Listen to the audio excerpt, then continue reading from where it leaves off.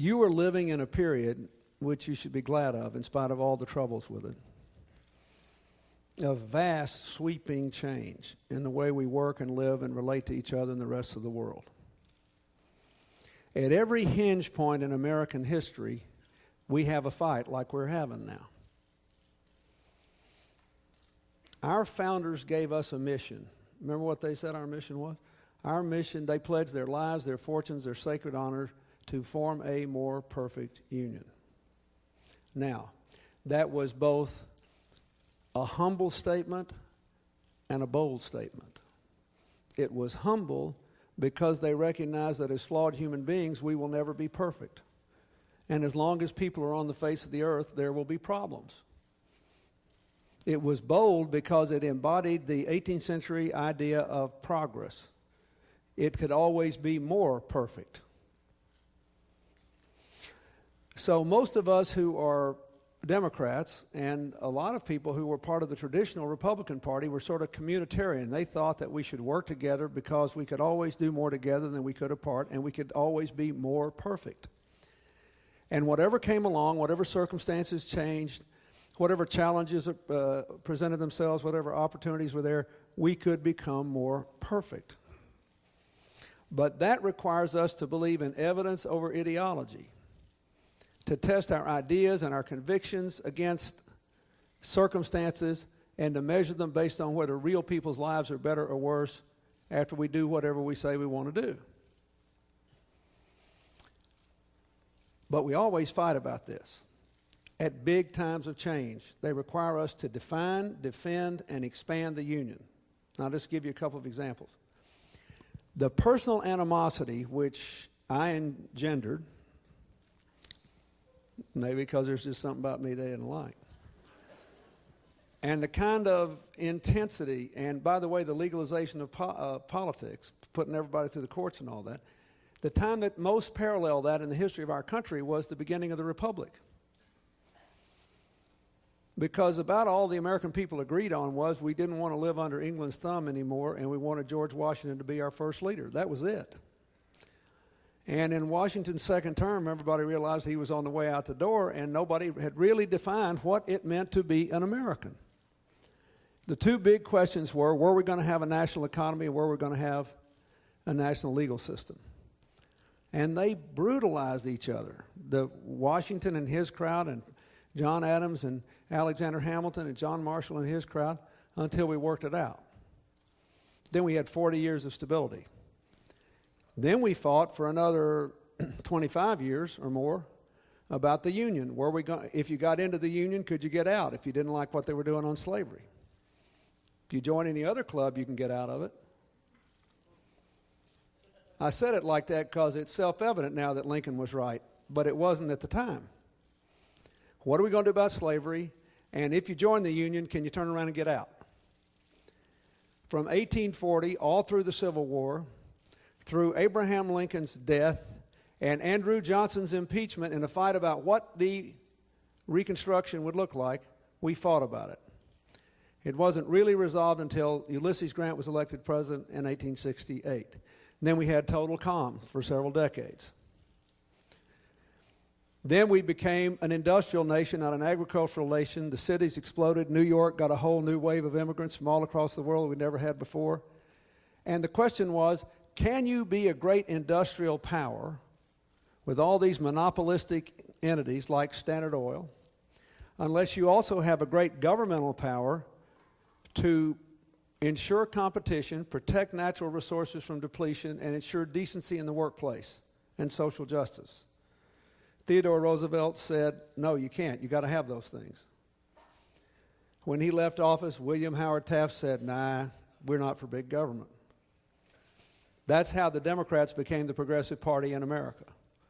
Woodrow Wilson got elected and took up the mantle that had belonged to the Republicans from Abraham Lincoln through Theodore Roosevelt. And for nearly a century, we've been the Progressive Party. But the role of government in the industrial age was arguably not resolved until the end of World War II.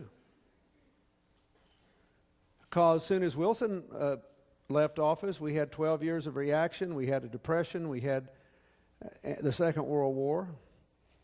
But at the end of World War II, we had pretty well solidified through Roosevelt's reforms and Truman's decision to go on with the United Nations the fact that America had to be involved in the world and we needed a government to protect competition, protect our natural resources, and protect decency in the workplace and promote social justice.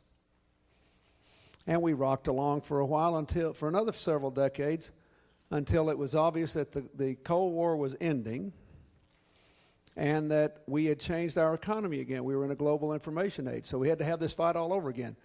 And we had more diversity than ever before. When Hillary and I went to a grade school that had to be moved after 9/11, there were 600 kids in that school, and they came from over 80 different nations.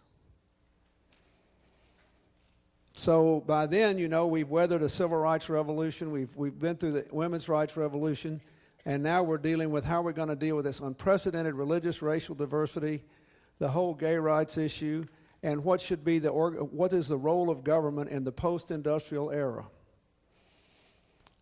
And what does it mean in this age to define, defend, and expand the Union? Now, the people on the far right have their view, and they're pursuing it as they think they should. We can win that fight because if you look back in American history, every time we've had this fight, we have always decided to expand and defend the Union, our community.